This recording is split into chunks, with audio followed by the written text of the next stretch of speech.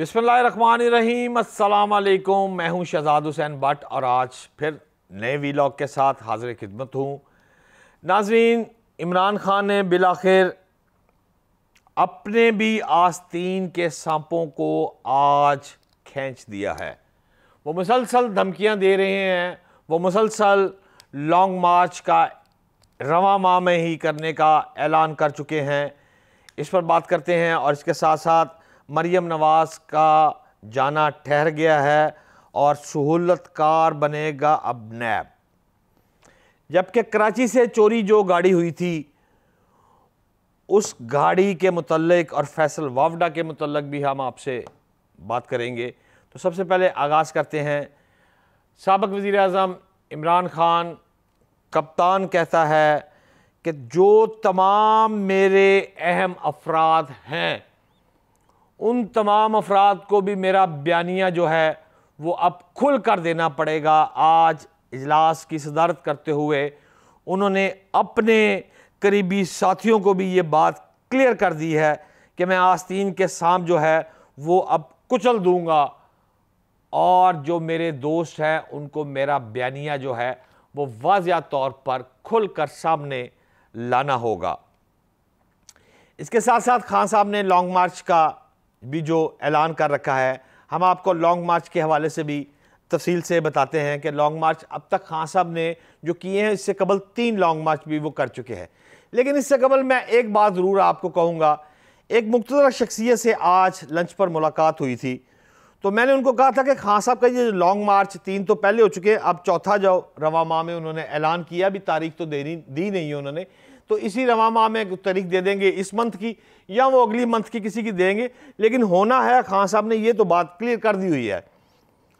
तो पंजाब में अगर हुकूमत हुई चौधरी परवेज़ लाई साहब की, तो फिर इस मौके पर उधर से सरहद उधर से पंजाब, तो लॉन्ग मार्च तो उसको कभी इम्कानात है कि वो तो होना ही होना, फिर ठोक वजह के होना है।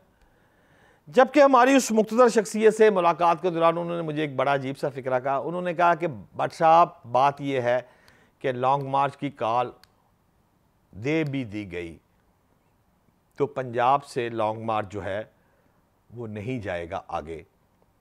उसकी वजह यह है कि यही हुकूमत रोकेगी उस लॉन्ग मार्च को, यही इस्टेब्लिशमेंट रोकेगी उस लॉन्ग मार्च को। जब हमने आगे से कहा कि चौधरी परवेज़ लाई साहब, क्या आप इसका बात का मतलब कह रहे हैं कि मुस्लिम लीग नून में शमूलियत अख्तियार कर लेंगे?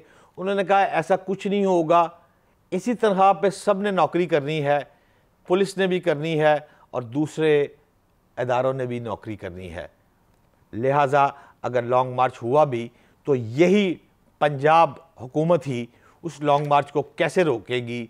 अब ये सवालिया, मेरी बात तो समझ में नहीं आ रही, लेकिन अगर आपको कुछ समझ आई है तो शायद आप उस बारीक गुफ्तगू तक चले जाएं कि इस मरतबा पंजाब से लॉन्ग मार्च जो है वो हो तो सकता है, लेकिन वो कामयाब लॉन्ग मार्च जो है वो मुमकिन नहीं होगा।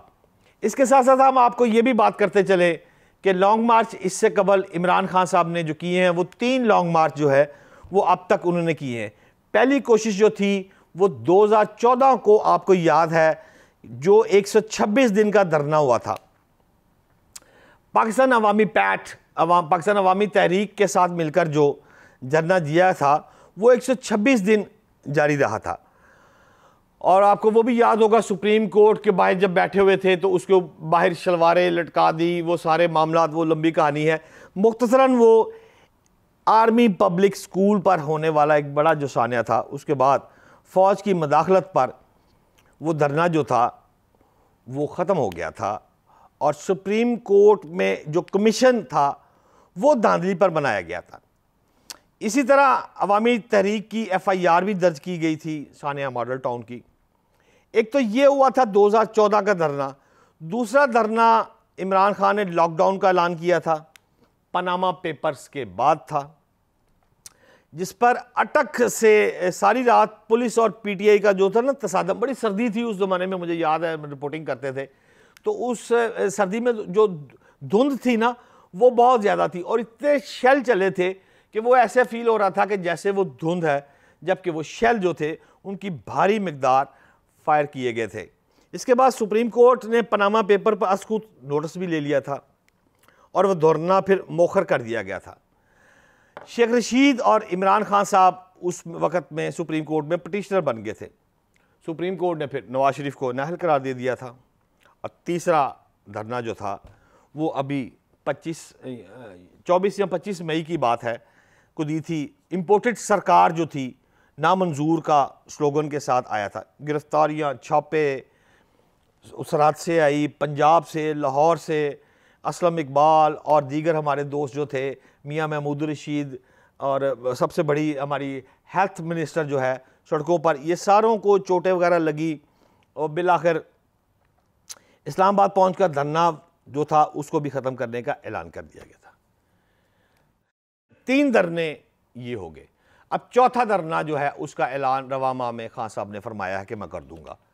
डेट तो वो देखते हैं क्या है। मेरे कहने का मकसद ये है कि नवाज शरीफ अगर बेनज़ीर के मुतल्लक करे या बेनज़ीर नवाज शरीफ के मुतल्लक करे, बिलावल भुट्टो करे, हमजा शहबाज करे या मौलाना फजल रहमान करे, कोई भी अगर इस तरह का लॉन्ग मार्च, रैली, धरना, डेडलॉक, इस्लामाबाद सील करना, ये सारी गुफ्तगू जो है इसका फ़ायदा जो है ना वो हमेशा अपोजिशन को होता है।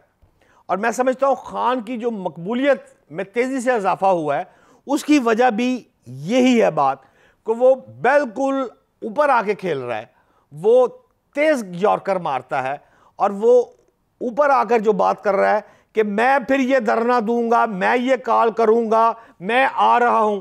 इससे 2 फायदे हो रहे हैं। एक तो अवाम का जो पीटीआई के वर्कर है वो चार्ज हो जाते हैं कि कप्तान लड़ रहा है। दूसरी साइड पे जो हुकूमत है वो थोड़ा सा 2 स्टेप पीछे हो रही है कि एक बंदा फ्रंट पर आ रहा है।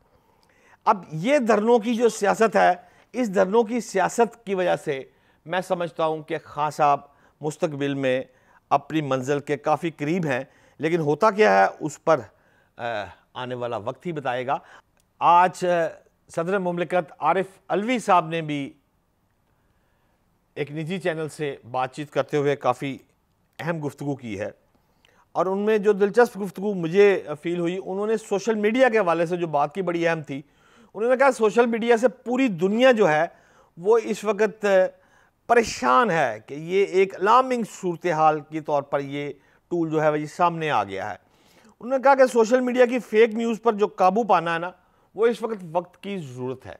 और मैं भी समझता हूँ कि इस वक्त सोशल मीडिया जो है वो बेहंगम ट्रैफिक अगर चलेगी तो इससे लोगों में जो तनाव की कैफियत आ रही है वो भी होगी। मैं आपको इसकी एग्जांपल भी दे देता हूँ।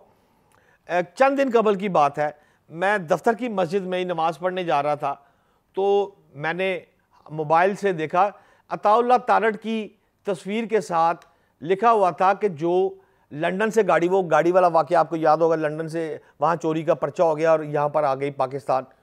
तो उसमें लिखा हुआ था तारड़ साहब की ट्विटर के ऊपर कि वो गाड़ी जो है वो बरामद हो गई है पीटीआई के मरकजी रहनुमा फैसल ववडा के घर से। तो मैंने बीट रिपोर्टर वासिफ महमूद साहब को कहा कि वासिफ साहब ये ट्वीट चेक करें, ये बड़ा अहम ट्वीट है तो इस पर फॉलोअप ले। वासिफ ने भी उसी तरह वो ट्वीट पढ़ा और देखा कि बहुत अजीब सा बयान है कि तो वाज़ेह इल्ज़ाम लगा दिया कि फैसल ववडा के घर में गाड़ी चोरी की बरामद हो गई है। इस मौके पर फौरी तौर पर वासिफ महमूद ने फैसल ववडा को फ़ोन किया। वो सऊदी अरब में उम्रे की अदायगी पर मसरूफ़ थे।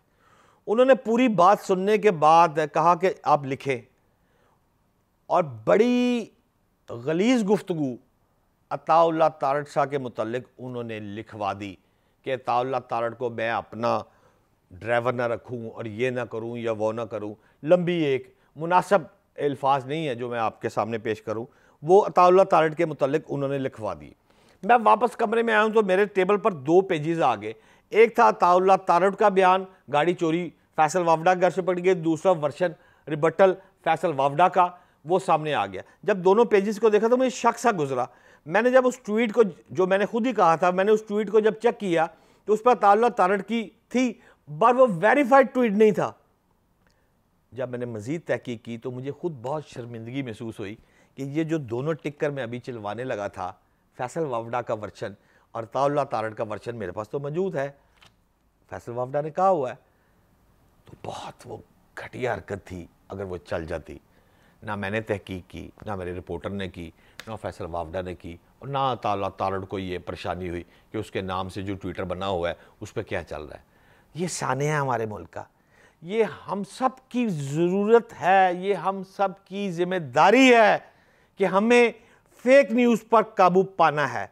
हमें पैनिक गुफ्तगू जो है ना वो नहीं करनी। हमें मुल्क में जो इंतशार की कैफियत हो गई है, मुस्लिम लीग नून, पीपल्स पार्टी, पीटीआई एक दूसरे के दस्तों गिरबार हो रहे हैं, इनको हमने बचाना है। वक्त की कमी है और फौरी तौर पर हम अगली स्टोरी पे चलते हैं, जिसमें आज लाहौर हाई कोर्ट में मरियम नवाज साहिबा की जो थी वो अदालती तहवील से पासपोर्ट वापस लेने की दरख्वास्त पर सुमात हुई और उसकी 27 सितंबर तक पड़ गई है अब तारीख। वो कुफर टूटा खुदा खुदा करके, मगर मंजिल अभी बहुत दूर है। और वो दूर इस तरह है कि हमारे जो बाइतमाद ज़राए हैं उन्होंने कहा कि 27 तारीख जो पड़ी है उस 27 तारीख में नैब जो है को मुबहम सा बयान लेकर आएगा और आकर कह देगा कि जी हमें कोई इतराज़ नहीं है, जिस पर उनको पासपोर्ट जो है लाहौर हाई कोर्ट की जानिब से मिल जाएगा। लेकिन याद रखिएगा, मरियम को पासपोर्ट मिल भी गया तो इतना आसान नहीं है उसका बाहर जाना, क्योंकि सज़ा मुतली केस जो इस्लामाबाद हाई कोर्ट से में ज़ेर समात है उसमें मरियम नवाज़ को लंदन जाने के लिए इस्लामाबाद हाई कोर्ट से भी इजाज़त दोबारा लेनी होगी। फिर जाकर 27 तक तो डेट पड़ गई है, 27 के बाद पासपोर्ट मिलेगा, 27 के बाद पासपोर्ट मिलने के बाद इस्लामाबाद हाई कोर्ट में जाना पड़ेगा, वहाँ से परमिशन लेकर फिर मरियम नवाज़ की बाहर रवानगी मुमकिन हो सकेगी। जाना तो उसका ठहर गया है, जाना उसने है, नवाज शरीफ का हुक्म आ गया है, मरियम जोर लगा रही है अपने तौर पर। लेकिन मरियम नवाज़ जो इस वक्त बहुत फाइट कर रही है, मैं इस पर कोई कमेंट नहीं करना चाहता कि वो अकेले कैसे फाइट कर रही है अपने केसों के लिए, अपने बाप को मुलाकात के लिए क्या क्या एक्सरसाइज कर रही है, इस वक्त कितनी मेहनत कर रही है। लेकिन याद रखे वो लोग, वक्त गुजर जाता है और यादें रह जाती हैं, टाइम निकल जाता है और फिर बातें याद आती हैं, किसने इस मुश्किल मौके पे मेरी हेल्प की थी, किसने साथ दिया था, कौन मेरा भाई था, कौन मेरा पुफी का बेटा था, कौन मेरे चचा का बेटा था, कौन मेरा खाला का बेटा था। तो उनकी यादें ज़रूर रहती है। वक्त गुजर जाता है। अगले वीलॉग में फिर मुलाकात होगी। पाकिस्तान जिंदाबाद।